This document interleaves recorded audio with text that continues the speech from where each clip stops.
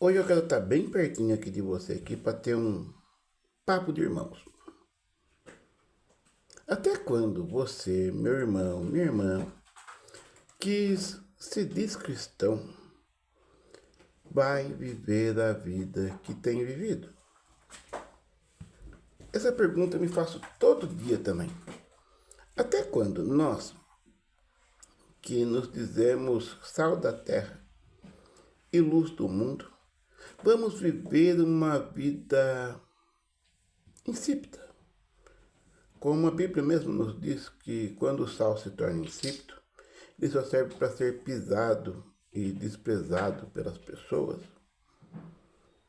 Nós vemos pessoas que vivem domingos, sábados, quartas, quintas, semanas, anos dentro das suas comunidades, dentro dos seus redutos religiosos.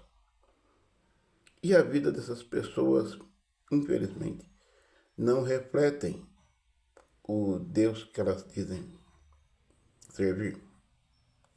Inclusive temos virado motivo de chacota, né? A família em conserva, né? A família conservadora, que na verdade não conserva nada. Quantas não são as famílias que vivem na igreja e dentro das suas casas, se tivesse uma câmera de Big Brother, nossa vida seria uma vergonha. Brigas, dívidas, desentendimentos, adultério, orgulho, falta de perdão, são algumas das verdades que insistimos em ocultar. Agora, até quando?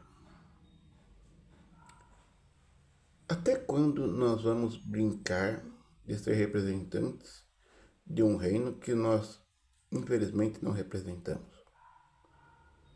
Até quando nós vamos viver em um mundo fazendo parte do pior desse mundo?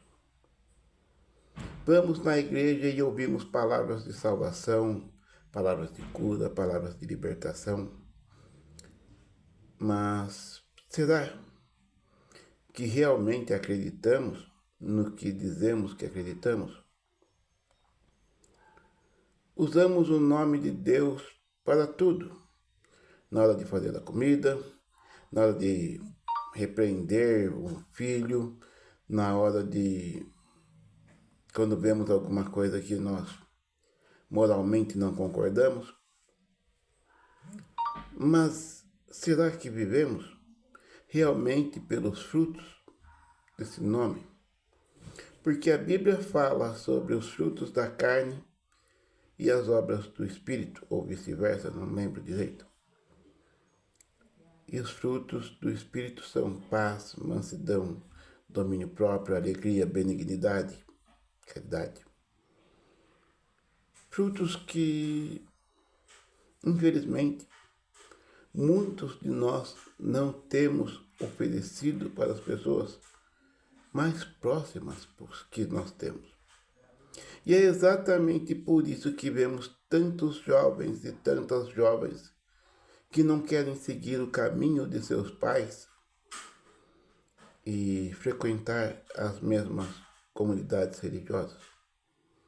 Optam por servir o mundo, porque no mundo são mais verdadeiros do que muitos dos seus pais, avós, amigos são dentro das suas igrejas. Vivemos os últimos dias dessa humanidade. E vivemos como se tivéssemos uma eternidade ainda para continuar errando, para continuarmos a ser vergonha para o nome daqueles que nós dizemos crer. A vida cristã já não reflete mais o amor de Cristo. Ela reflete uma vida de aparências, de julgamentos dos outros pelas nossas réguas, porque nós não nos julgamos pela régua que nós julgamos aos outros. Quantos não condenam a homossexualidade do filho do vizinho, mas quando o raio cai na sua casa você abraça? condenamos a moça que tem relações sexuais antes do casamento, quando nós mesmos tivemos relações sexuais antes do casamento. Falamos que servimos um Deus que cura doentes, e aí jogamos aquele velho papo furado. Quando Deus quiser, Deus cura. E não é exatamente isso que a Bíblia nos ensina. A Bíblia nos ensina que Ele já levou sobre si todas as nossas dores e as nossas enfermidades. Ele não vai levar, Ele já levou. E aí você pode perguntar, então você não fica doente? Claro. Mas existem situações e situações. Ficar doente ou ser acometido por um vírus, uma bactéria, afinal de contas estamos nesse mundo, é natural. Mas viver doente já é outra coisa. Quantas pessoas dizem amar a Deus, mas não amam o próximo, aonde Deus também está? Porque se Deus é onipresente e onisciente, Ele está em tudo e em todos os lugares. Ou seja, Ele está naquele seu vizinho que você não gosta. Também está no gatinho que você chutou outro dia. Também está no seu chefe. Aquele mesmo que você fala mal dele pelas costas. Ou no seu companheiro de trabalho, que você insiste em ver o tombo dele qualquer hora dessas. Vivemos o evangelho de aparências. Vivemos o evangelho de fantasia.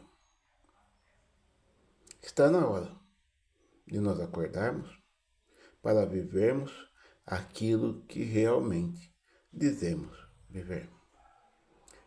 A igreja é só o intervalo do jogo. Aquela uma horinha que nós tiramos uma ou duas vezes por semana para recarregar as baterias.